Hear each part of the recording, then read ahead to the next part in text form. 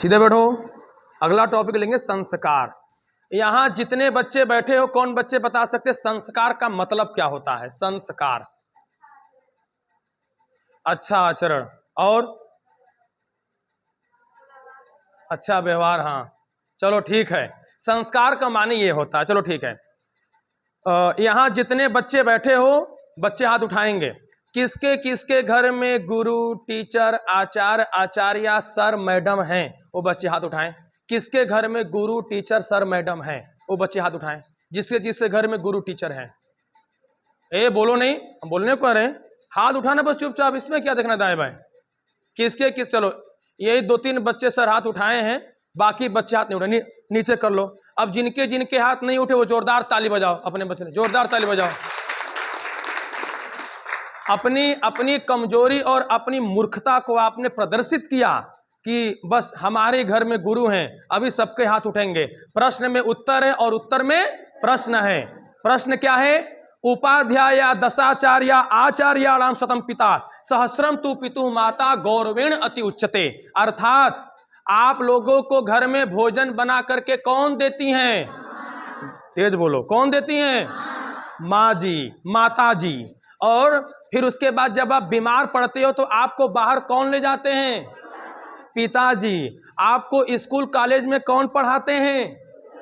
गुरु जी, sir जी, madam जी। पढ़ाते कि नहीं पढ़ाते हैं? तो सबसे पहला स्थान किसका है?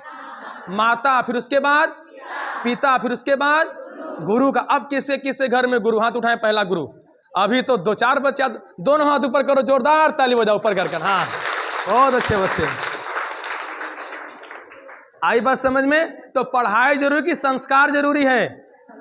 आप लोग केवल पढ़ाई को फोकस दे रहे हो। आपके योग के साथ साथ हम आपको हर एक एंगल को मैं आपको टच कराऊंगा। इसलिए प्यारे बच्चों, आप पढ़ाई के साथ साथ एजुकेशन के साथ साथ इनिशिएशन को हासिल करो।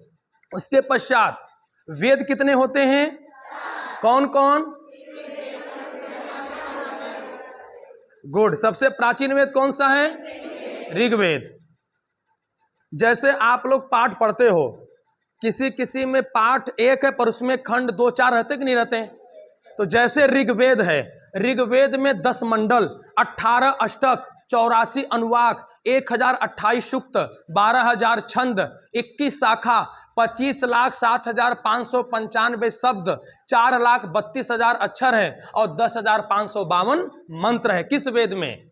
ऋग्वेद में। उसी तरह से प्यारे बच्चों यजुर्वेद है, अथर्ववेद और सामवेद है। आई बात समझ में? इसी तरह से कितने बच्चे कुरान पढ़ते हैं? कुरान, चलो ठीक है, नीचे कर लो। कुरान शरीफ में कितने पारे होते हैं? सूरतें, आयतें, सजदा, रुकू। चलो बच्चों लोग कुछ तो पता है सबको। ध्यान, 5 वक्त की नमाज आप लोग पढ़ते हो कि नहीं पढ़ते? तो कुरान शरीफ में 30 सिपारे, 114 सूरतें, 6,636 आयतें, 14 सजदा, 543 रुकू, 750 छंद और 7 मंजिल। और आप लोग कुरान में अल्लाह के नाम 113 वो 99 मानते हो अल्लाह के नाम, लेकिन जो हमने अध्ययन किया उसमें 113 बार है। कितने बार आया है? 113 बार अल्लाह के नाम। इसलिए प्यारे बच्चों, कुरान के अंतिम चैप्टर में आया है कि जन्म से लेकर कब्र तक इंसान विद्यार्थी सीखता ही सीखता है, कभी उसकी शिक्षा समाप्त नहीं होती। इससे कुरान से पहले ऋग्वेद में कहा, यावत जीवेत अधीते विप्राह, विद्वान जब तक जीवित रहता है तब तक उसकी शिक्षा प्रारंभ रहती है। विद्वान की कभी शिक्षा प्यारे बच्चों समाप्त नहीं होती। और एक महापुरुष हुए हैं जिन्होंने अपना पूरा जीवन इस संसार को दे दिया। ये सब आपके कंपटीशन में भी आता है। उस महापुरुष का नाम बता सकते हो? उनके पास किसी भी चीज की कोई कमी नहीं थी, पूरा जीवन लगा दिए और आज संसार में नहीं है पर उनकी ख्याति प्राप्त है। उस महापुरुष का नाम कोई बता दे बच्चे, बताओ कौन है उस महापुरुष का नाम? बताओ। हाँ, इस बच्चे क्या नाम है तुम्हारा? नैन्सी। जोरदार ताली बजाओ नैन्सी के लिए। हाँ, नैन्सी ने। उस महापुरुष का नाम क्या है? महर्षि स्वामी दयानंद जी। इसलिए प्यारे बच्चों, आर्य का अर्थ होता है श्रेष्ठ। आर्य का अर्थ क्या होता है?